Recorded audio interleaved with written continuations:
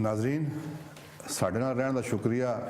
ਸੁਖਿੰਦਰ ਜੀ ਨੇ ਤੇ ਪਾਸ਼ਾ ਸਾਹਿਬ ਨੇ ਇਸ ਧਰਤੀ ਮਾਂ ਦੇ ਬਾਰੇ 'ਚ ਜੋ ਕੁਝ ਵੀ ਲਿਖਿਆ, ਜੋ ਇਸ ਧਰਤੀ ਮਾਂ ਤੇ ਹੋ ਰਿਹਾ ਹੈ, ਮੈਂ ਸਮਝਦਾ ਵਾਂ ਕਿ ਇਹਨਾਂ ਨੇ ਬੜੀ ਹਕੀਕਤ ਪਸੰਦੀ ਨਾਲ ਇਹ ਸ਼ਾਇਰੀ ਕੀਤੀ ਹੈ। ਤੇ ਇੱਕ ਵਾਰੀ ਫਿਰ ਪਾਸ਼ਾ ਸਾਹਿਬ ਨਾਲ ਗੱਲਬਾਤ ਕਰਨੇ ਆ, ਪਾਸ਼ਾ ਸਾਹਿਬ ਦੀ ਸ਼ਾਇਰੀ ਸੁਣਨੇ ਆ, ਉਸ ਤੋਂ ਬਾਅਦ ਹੋਰ ਗੱਲਾਂ ਵੀ ਕਰਾਂਗੇ। ਜੀ ਸਲੀਮ ਪਾਸ਼ਾ ਸਾਹਿਬ। ਜੀ ਸ਼ੁਕਰੀਆ। ਮੈਂ ਦੋ ਛੋਟੀਆਂ ਨਜ਼ਮਾਂ ਪੇਸ਼ ਕਰਾਂਗਾ। ਨਜ਼ਮ ਦਾ ਉਨਵਾਨ ਹੀ ਜਿਹੜਾ ਨਾ ਲਹੂ ਦਾ ਰੰਗ, ਜਿਹੜਾ ਸਾਡੀ ਕਿਤਾਬ ਦਾ ਜੀ ਥੀਮ ਹੈ। ਇਨਸਾਨਾਂ ਦੀ ਸੋਚ ਜੁਦਾ ਹੋ ਸਕਦੀ ਹੈ, ਉਹਦਾ ਚਮ ਦੂਜਿਆਂ ਤੋਂ ਵੱਖਰੀ ਨਸਲ ਦਾ ਹੋ ਸਕਦਾ ਹੈ, ਪਰ ਲਹੂ ਦਾ ਰੰਗ ਤਾਂ ਇੱਕੋ ਜਿਹਾ ਹੁੰਦਾ ਹੈ। ਵਾਹ। ਉਹ ਤਾਂ ਜਿੱਥੇ ਵੀ ਡੁੱਲਦਾ ਹੈ ਚੀਕ ਚੀਕ ਕੇ ਦੱਸਦਾ ਹੈ ਜੇ ਮੇਰਾ ਰੰਗ ਤੇ ਸਾਂਝਾ ਹੈ। ਇੱਕ ਨਜ਼ਮ ਜੀ ਤਾਂ ਕਰਦਾ ਹੈ, ਜੀ ਤਾਂ ਕਰਦਾ ਹੈ ਦਿਲ ਦੇ ਕਾਸਿਓਂ ਲਹੂ ਦਾ ਰੁੱਗ ਭਰਾਂ।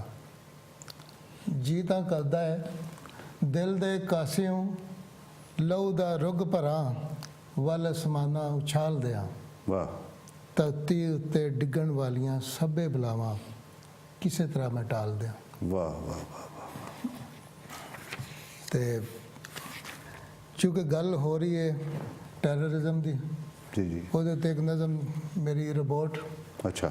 ਸਾਡੇ ਪਾਕਿਸਤਾਨੀ ਪੰਜਾਬ ਜਿਹੜਾ ਜਾਂ ਪਾਕਿਸਤਾਨੀ ਸੁਸਾਇਟੀ ਮੁਆਸ਼ਰਾ ਜਿਹੜਾ, ਉੱਥੇ ਜਿਹੜੀ ਜਿਸ ਕਿਸਮ ਦੇ ਟੈਰਰਿਜ਼ਮ ਦੇ ਵਾਕਿਆਤ ਹੋ ਰਹੇ ਨੇ, ਰੀਸੈਂਟਲੀ ਵੀ ਹੋਇਆ ਵੇ, ਜੀ ਉਹਨਾਂ ਦੇ ਉੱਤੇ ਆਧਾਰਿਤ ਮੈਂ ਇੱਕ ਨਜ਼ਮ ਲਿਖੀ ਹੈ ਰਿਪੋਰਟ। ਜੀ ਧਰਮ ਦੀ ਲੈਬਾਰਟਰੀ ਦੇ ਬਣੇ ਹੋਏ ਇੱਕ ਇਹੋ ਜਿਹੇ ਰਿਪੋਰਟ ਨੇ ਜਿਨ੍ਹਾਂ ਨੂੰ ਕੋਈ ਸਾਇੰਸ ਤੇ ਅਕਲ ਫੜ ਨਹੀਂ ਸਕਦੀ। ਦੁੱਖ ਦੀ, ਦਰਦ ਦੀ, ਜਿਉਂਦੇ ਕਿਸੇ ਫਰਦ ਦੀ ਕਹਾਣੀ ਇਹਨਾਂ ਤੇ ਅਸਰ ਨਹੀਂ ਕਰਦੀ। ਵਾਹ। ਇੱਕ ਇਹੋ ਜਿਹੇ ਲੋਕ ਨੇ ਤੇ ਕੀ ਇਹਨਾਂ ਦੇ ਸ਼ੌਕ ਨੇ। ਮੈਂ ਪੁੱਛਦਾ ਹਾਂ ਅਸਮਾਨਾਂ ਤੇ ਬੈਠੇ ਹੋਏ ਰੱਬ ਨੂੰ, ਇਹ ਵੀ ਤੇਰੇ ਹੀ ਬੰਦੇ ਨੇ ਜਿਨ੍ਹਾਂ ਕੱਚੇ ਜਿਹੇ ਦਿਮਾਗਾਂ ਦੀ ਜ਼ੀਵੀ ਉੱਤੇ ਜੰਨਤ ਬੀਜੀ ਹੈ। ਇਹਨਾਂ ਤੇ ਉਸ ਅਯਾਣੇ ਨੂੰ ਵੀ ਨਹੀਂ ਬਖਸ਼ਿਆ ਜਿਸ ਦੀ ਮੁੱਠੀ ਵਿੱਚ ਅਜੇ ਵੀ ਮੇਲੇ 'ਚੋਂ ਹਰੀਦੀ ਹੋਈ ਚੀਜ਼ੀ ਹੈ। ਵਾਹ। ਇਹਨਾਂ ਦੇ ਇੱਕ ਇਸ਼ਾਰੇ ਉੱਤੇ ਹੱਸਦੀ ਵਸਦੀ ਹਯਾਤੀ ਦਾ ਸਾਰਾ ਮੇਲਾ ਹੀ ਉਜੜ ਜਾਂਦਾ। ਕਿਹਦਾ ਵੀਰ ਤੇ ਕਿਸ ਦਾ ਲਾਲ, ਪਿਓ ਦੀ ਉਂਗਲ ਫੜਿਆ ਹੱਥ, ਗਲ ਵਿੱਚ ਪਾਇਆ ਬਸਤਾ ਤੇ ਉੜਦੇ ਹੋਏ ਵਾਲ, ਸਾਰਾ ਨਕਸ਼ਾ ਹੀ ਖਿੱਲਾ ਜਾਂਦਾ।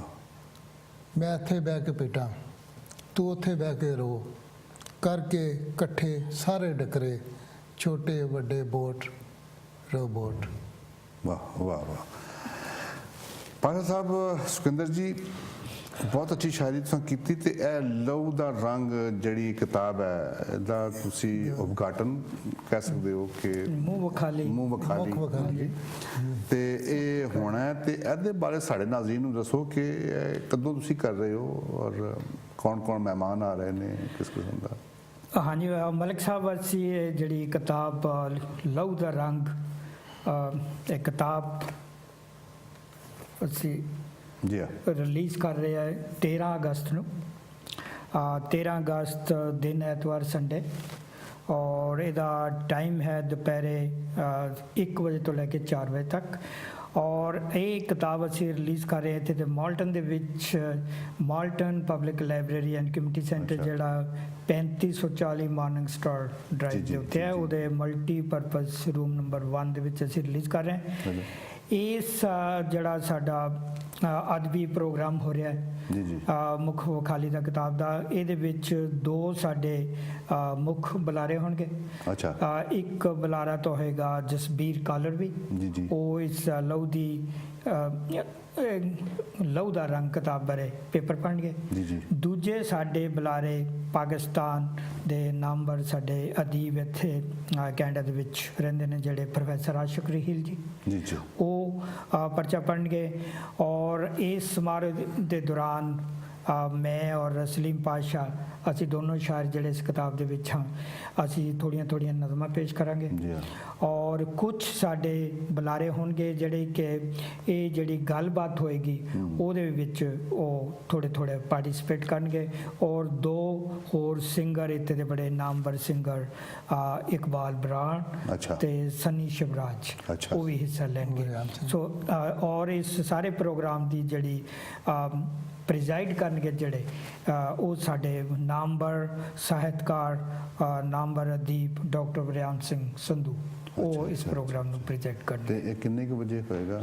ਇਹ ਦੁਪਹਿਰ ਦੇ 1 ਵਜੇ ਤੋਂ 4 ਵਜੇ ਤੱਕ ਅੱਛਾ। ਇਹ ਪ੍ਰੋਗਰਾਮ ਹੋਏਗਾ ਔਰ ਮਾਲਟਨ ਪਬਲਿਕ ਲਾਇਬ੍ਰੇਰੀ ਜਿਵੇਂ ਮੈਂ ਦੱਸਿਆ ਇੱਥੇ ਮਾਲਟਨ ਦੇ ਵਿੱਚ ਹੀ 3540 ਮਾਰਨਿੰਗ ਸਟਾਰ ਡਰਾਈਵ ਅੱਛਾ, ਦੇ ਉੱਤੇ। ਅੱਛਾ। ਹਾਂਜੀ ਇੱਕ ਨਹੀਂ। ਤਾਂ ਸਾਡੀ ਇਹ ਕਿਤਾਬ ਜਿਹੜੀ ਨਾ ਦਿੱਲੀ ਤੋਂ ਛਪੀ ਹੈ ਅੱਛਾ ਤੇ ਬਰਨਾਲੇ ਤੋਂ ਜਿਹੜਾ ਨਾ ਪਬਲਿਸ਼ਰ ਨੇ ਰਿਲੀਜ਼ ਕੀਤੀ ਹੈ ਅੱਛਾ ਤੇ ਇਸ ਕਿਤਾਬ ਦੀ ਵੱਡੀ ਖੂਬੀ ਇਹ ਵੇ ਕਿ ਪਾਕਿਸਤਾਨੀ ਪੰਜਾਬ ਔਰ ਹਿੰਦੁਸਤਾਨੀ ਪੰਜਾਬ ਦੇ ਦੋਵੇਂ ਪਾਸੇ ਦੇ ਰੀਡਰ ਜਿਹੜੇ ਨੇ ਉਹਨਾਂ ਨੂੰ ਪੜ੍ਹਨ ਦੇ ਵਿੱਚ ਇਹਨੂੰ ਕੋਈ ਮੁਸ਼ਕਲ ਨਹੀਂ ਪੇਸ਼ ਆਏਗੀ। ਨਹੀਂ ਮੈਂ ਪਹਿਲੀ ਵਾਰੀ ਦੇਖ ਰਿਹਾ ਜੀ ਇੱਕ ਪਾਸੇ ਗੁਰਮੁਖੀ ਤੇ ਦੂਸਰੀ ਸ਼ਾਮੁਖੀ ਜਿਹੜੀ ਹੈ ਦੋਵਾਂ ਪਾਸੇ ਲਿਖੀ ਹੈ ਔਰ ਦੋਨੋਂ ਜਿਹੜੀਆਂ ਨੇ ਨਜ਼ਮਾਂ ਤੁਹਾਡੀਆਂ ਵੀ ਤੇ ਇਹਨਾਂ ਦੀਆਂ ਦੋਨਾਂ ਜ਼ਬਾਨਾਂ ਦੋਨੋਂ ਜੀ ਇਹ ਅਸੀਂ ਇੱਕ ਤਰ੍ਹਾਂ ਦੇ ਮਲਿਕ ਸਾਹਿਬ ਅਸੀਂ ਦੋਨਾਂ ਨੇ ਰਲ ਕੇ ਇੱਕ ਤਰ੍ਹਾਂ ਦਾ ਜਿਹੜਾ ਕਨਸੈਪਟ ਅਸੀਂ ਪੇਸ਼ ਕਰਨ ਦੀ ਕੋਸ਼ਿਸ਼ ਕੀਤੀ ਹੈ ਸਾਂਝੇ ਪੰਜਾਬ ਦਾ।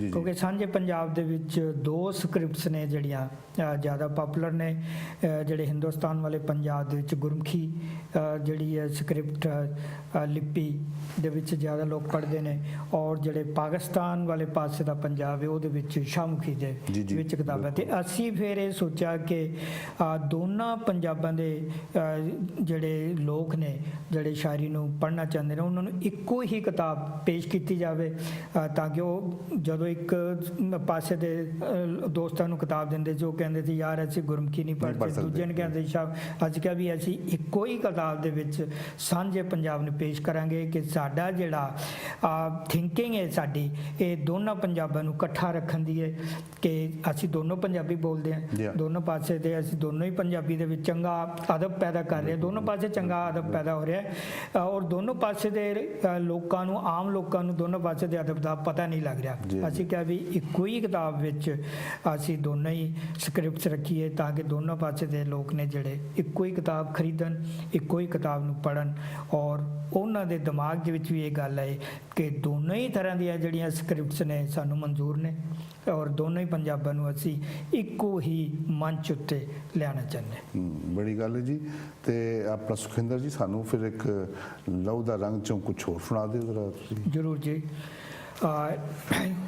ਇੱਕ ਨਜ਼ਮ ਮੈਂ ਪੇਸ਼ ਕਰਾਂਗਾ ਇਹਨੂੰ ਖਾਂਗਾ ਜਿਸ ਤਰ੍ਹਾਂ ਦੀਆਂ ਅਸੀਂ ਗੱਲਾਂ ਹੁਣੇ ਕਰਕੇ ਹਟੇ ਹਾਂ ਇਹ ਵੀ ਨਜ਼ਮ ਮੇਰੀ ਉਸੇ ਨਾਲ ਮਿਲਦੀ ਜੁਲਦੀ ਹੈ ਕਿਉਂਕਿ ਮੇਰੇ ਜਿਹੜੇ ਇਸ਼ੂਜ਼ ਮੈਂ ਆਪਣੀ ਸ਼ਾਇਰੀ ਵਿੱਚ ਪੇਸ਼ ਕਰਦਾ ਜਿਵੇਂ ਪਹਿਲੇ ਕਿਹਾ ਵੀ ਧਰਤੀ ਨਾਲ ਜੁੜੇ ਹੋਏ ਜਿਹੜੇ ਇਸ਼ੂ ਨੇ ਉਹਨਾਂ ਦੇ ਬਾਰੇ ਮੇਰੀ ਨਜ਼ਮ ਹੈ ਔਰ ਜਿਹੜੇ ਲੋਕ ਸਾਡੇ ਲੋਕਾਂ ਨੂੰ ਆਮ ਲੋਕਾਂ ਨੂੰ ਉਹਨਾਂ ਇਸ਼ੂਜ਼ ਤੋਂ ਭਟਕਾਉਣ ਦੀ ਕੋਸ਼ਿਸ਼ ਕਰਦੇ ਨੇ ਹਟਾਉਣ ਦੀ ਕੋਸ਼ਿਸ਼ ਕਰਦੇ ਨੇ ਉਹਨਾਂ ਦੇ ਬਾਰੇ ਇਹ ਮੇਰੀ ਨਜ਼ਮ ਹੈ ਕਿ ਅਸੀਂ ਲੋਕਾਂ ਨੂੰ ਕਦੀ ਧਰਮ ਦੇ ਨਾਂ 'ਤੇ ਕਦੀ ਜ਼ੁਬਾਨ ਦੇ ਨਾਂ 'ਤੇ ਕਦੀ ਗੰਦੀ ਪੋਲਿਟਿਕਸ ਦੇ ਨਾਂ 'ਤੇ ਲੋਕਾਂ ਨੂੰ ਅਸੀਂ ਜਿਹੜੇ ਅਸਲੀ ਮੁੱਦੇ ਨੇ ਲੋਕਾਂ ਦੇ ਉਹਨਾਂ ਤੋਂ ਹਟਾਉਣ ਦੀ ਕੋਸ਼ਿਸ਼ ਕਰਦੇ ਹਾਂ ਉਹਦੇ ਬਾਰੇ ਮੇਰੀ ਨਜ਼ਮ ਹੈ ਔਰ ਨਜ਼ਮ ਹੈ ਪੁੱਠਾ ਗੇੜ।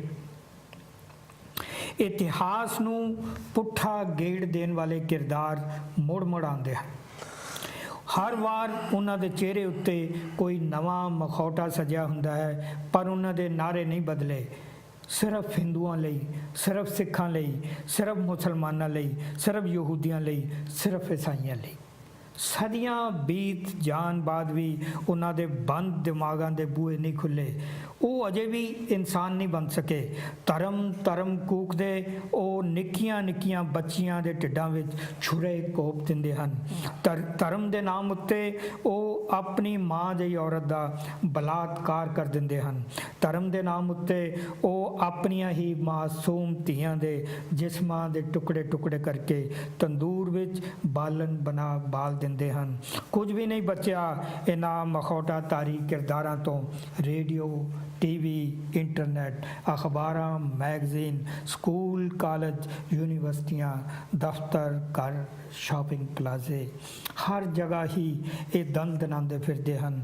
ਕਿਸੇ ਦੇਸ਼ ਦੀ ਖੁਫੀਆ ਫੌਜ ਦੇ ਸਿਪਾਹੀਆਂ ਵਾਂਗ ਕਾਰਾਂ ਵੈਨਾਂ ਟਰੱਕਾਂ 'ਚ ਲੁਕੇ ਬੈਠੇ ਆਪਣੇ ਮਨਾਂ 'ਚ ਪਲ ਰਹੇ ਨਫ਼ਰਤ ਦੇ ਕੀਟਾਣੂਆਂ ਦੀ ਉਲਟੀ ਕਰਨ ਲਈ। ਵਾਹ ਜੀ ਸੁਖਿੰਦਰ ਜੀ, ਬਹੁਤ ਜ਼ਬਰਦਸਤ ਤੁਸੀਂ ਲਿਖਦੇ ਹੋ ਔਰ ਇਸ ਨੂੰ ਤੁਸੀਂ ਕੰਟੀਨਿਊ ਰੱਖਣਾ। ਇੱਕ ਨਜ਼ਮ ਮੈਂ ਜੀ, ਜੀ। ਹੋਰ ਪੇਸ਼ ਕਰਨੀ ਚਾਹੁੰਦਾ। ਇਹ ਨਜ਼ਮ ਮੈਂ ਇਸ ਕਰਕੇ ਪੇਸ਼ ਕਰਨੀ ਚਾਹੁੰਦਾ ਕਿ ਜੋ ਵੀ ਕੁਝ ਸਾਡੇ ਆਸ-ਪਾਸ ਗਲਤ ਵਾਪਰਦਾ ਹੈ ਲੋਕ ਉਹਦੀ ਰਿਸਪੌਂਸਿਬਿਲਟੀ ਲੈਣ ਲਈ ਤਿਆਰ ਨਹੀਂ। ਤਾਂ ਜਦੋਂ ਕਿ ਲੋਕਾਂ ਨੂੰ ਰਿਸਪੌਂਸਿਬਿਲਟੀ ਲੈਣੀ ਚਾਹੀਦੀ ਹੈ। ਟਾਈਮ ਖਤਮ ਹੋ ਰਿਹਾ, ਤੁਸੀਂ ਜਲਦੀ ਨਾਲ ਸੁਣਾ ਦੇਣਾ। ਨਜ਼ਮ ਹੈ ਜ਼ਿੰਮੇਵਾਰੀ। ਜੀ ਜੀ। ਇੱਕ ਕਵੀ ਇੱਕ ਸਾਹਿਤਕ ਮਹਿਫਲ 'ਚ ਕਵਿਤਾ ਪੜ੍ਹਦਿਆਂ ਆਖਦਾ ਹੈ, ਇਹ ਕਵਿਤਾ ਮੈਂ ਨਹੀਂ ਲਿਖੀ, ਰੱਬ ਨੇ ਮੇਰੇ ਕੋਲੋਂ ਲਿਖਵਾਈ ਹੈ। ਇੱਕ ਧਰਮ ਦਾ ਬੰਦਾ ਦੂਜੇ ਧਰਮ ਦੇ ਬੰਦੇ ਦਾ ਕਤਲ ਕਰਦਿਆਂ ਆਖਦਾ ਹੈ, ਇਹ ਕਤਲ ਮੈਂ ਨਹੀਂ ਕੀਤਾ, ਰੱਬ ਨੇ ਮੇਰੇ ਕੋਲੋਂ ਕਰਵਾਇਆ ਹੈ। ਇੱਕ ਦੁਕਾਨਦਾਰ ਸੌਦਾ ਵੇਚਦਿਆਂ ਸੌਦੇ ਵਿੱਚ ਬਿਮਾਰੀ ਦੇ ਕੀਟਾਣੂ ਮਿਲਾਉਂਦਿਆਂ ਆਖਦਾ ਹੈ, ਇਹ ਮਿਲਾਵਟ ਮੈਂ ਨਹੀਂ ਕੀਤੀ, ਰੱਬ ਨੇ ਮੇਰੇ ਕੋਲੋਂ ਕਰਵਾਈ ਹੈ। ਇੱਕ ਜਿਹਾਦੀ ਆਤੰਕਵਾਦੀ ਅਨੇਕਾਂ ਬੱਚਿਆਂ ਦਾ ਕਤਲ ਕਰਦਿਆਂ ਆਖਦਾ ਹੈ, ਇਹ ਕਤਲ ਮੈਂ ਨਹੀਂ ਕੀਤੇ, ਰੱਬ ਨੇ ਮੇਰੇ ਕੋਲੋਂ ਕਰਵਾਏ ਹਨ। ਇੱਕ ਨਸ਼ਿਆਂ ਦਾ ਸਮਗਲਰ ਨਸ਼ਿਆਂ ਦਾ 6ਵਾਂ ਦਰਿਆ ਵਗਾਉਂਦਿਆਂ ਆਖਦਾ ਹੈ, ਇਹ ਨਸ਼ਿਆਂ ਦਾ ਦਰਿਆ ਮੈਂ ਨਹੀਂ ਵਗਾਇਆ, ਰੱਬ ਨੇ ਮੇਰੇ ਕੋਲੋਂ ਵਗਾਇਆ ਹੈ। ਇੱਕ ਧਾਰਮਿਕ ਆਗੂ ਧਰਮ ਦੇ ਗ੍ਰੰਥ ਕੂੜੇ ਦੇ ਢੇਰ ਵਿੱਚ ਸੁੱਟਦਿਆਂ ਆਖਦਾ ਹੈ, ਇਹ ਧਰਮ ਦੀ ਬੇਇੱਜ਼ਤੀ ਮੈਂ ਨਹੀਂ ਕੀਤੀ, ਰੱਬ ਨੇ ਮੇਰੇ ਕੋਲੋਂ ਕਰਾਈ ਹੈ। ਇੱਕ ਗਾਂ ਰੱਖਿਅਕ ਆਪਣੇ ਗੁਆਂਢੀ ਉੱਤੇ ਕਾਤਲਾਨਾ ਹਮਲਾ ਕਰਦਿਆਂ ਆਖਦਾ ਹੈ, ਇਹ ਕਾਤਲਾਨਾ ਹਮਲਾ ਮੈਂ ਨਹੀਂ ਕੀਤੇ, ਰੱਬ ਨੇ ਮੇਰੇ ਕੋਲੋਂ ਕਰਵਾਇਆ ਹੈ। ਅਸੀਂ ਅੱਜ ਕਿਹੋ ਜਿਹੇ ਸਮਿਆਂ ਵਿੱਚ ਜੀ ਰਹੇ ਹਾਂ, ਕੋਈ ਵੀ ਵਿਅਕਤੀ ਕਿਸੇ ਵੀ ਆਪਣੇ ਕੰਮ ਦੀ ਜ਼ਿੰਮੇਵਾਰੀ ਲੈਣ ਲਈ ਤਿਆਰ ਨਹੀਂ। ਸੁਖਿੰਦਰ ਜੀ, ਬਹੁਤ ਅੱਛਾ ਲੱਗਿਆ, ਬਹੁਤ ਮਜ਼ਾ ਆਇਆ। ਸਾਡੇ ਨਾਜ਼ਰੀਨ ਨੂੰ ਵੀ ਬੜਾ ਅੱਛਾ ਲੱਗਿਆ ਹੋਣਾ। ਤੁਸੀਂ ਬੜੇ ਇਸ਼ੂਜ਼ ਚੁੱਕੇ ਇਸ ਸ਼ਾਇਰੀ ਦੇ ਵਿੱਚ। ਪਾਸ਼ਾ ਸਾਹਿਬ, ਤੁਹਾਡਾ ਵੀ ਬੜਾ ਸ਼ੁਕਰੀਆ। ਤੇ 13 ਅਗਸਤ ਨੂੰ ਤੁਹਾਡੀ ਕਿਤਾਬ ਦੀ ਰੂਨਮਾਈ ਹੋ ਰਹੀ ਹੈ ਜੀ, ਤੇ ਅਸੀਂ ਹਾਜ਼ਰ ਹੋਵਾਂਗੇ, ਮੁਲਾਕਾਤ ਕਰਾਂਗੇ। 1 ਤੋਂ 4 ਵਜੇ ਦਾ ਟਾਈਮ ਹੈ ਤੇ ਬਹੁਤ ਅੱਛਾ ਲੱਗਿਆ। ਤੁਹਾਡਾ ਬਹੁਤ ਸ਼ੁਕਰੀਆ। ਨਾਜ਼ਰੀਨ, ਸੁਖਿੰਦਰ ਜੀ ਨਾਲ ਤੇ ਪਾਸ਼ਾ ਸਾਹਿਬ ਨਾਲ ਤੁਹਾਡੀ ਮੁਲਾਕਾਤ ਹੋਈ। ਸਾਨੂੰ ਫੀਡਬੈਕ ਜ਼ਰੂਰ ਦੇਣਾ, ਅਸੀਂ ਤੁਹਾਡੇ ਫੀਡਬੈਕ ਦਾ ਇੰਤਜ਼ਾਰ ਕਰਾਂਗੇ। ਤੁਹਾਡਾ ਸਾਡਾ ਸਾਰਿਆਂ ਦਾ ਰੱਬ ਰਾਖਾ।